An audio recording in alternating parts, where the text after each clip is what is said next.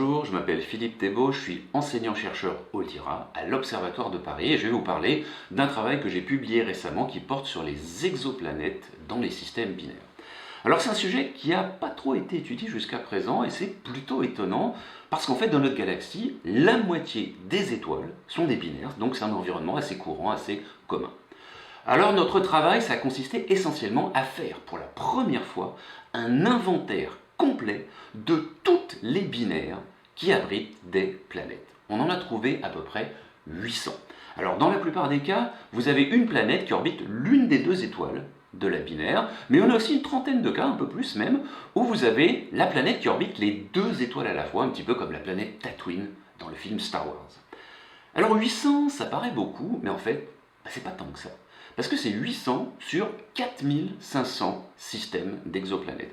Autrement dit, pour les étoiles entourées de planètes, il y a seulement 17% de binaires, ce qui est en fait beaucoup moins que la moitié.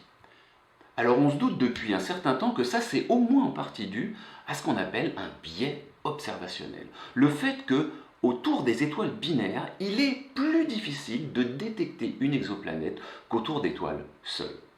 Mais ce que notre étude a montré, c'est qu'en plus de ça, il y a un effet réel. Il y a vraiment, en moyenne, moins d'exoplanètes dans les binaires que par ailleurs.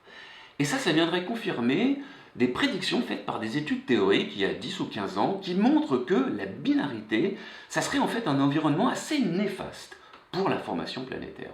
Et ce qu'on a même montré dans notre étude, c'est que cet environnement néfaste, eh bien, il s'applique même à des binaires assez séparés, qui peuvent aller jusqu'à 500 fois la distance Terre-Soleil entre les deux étoiles.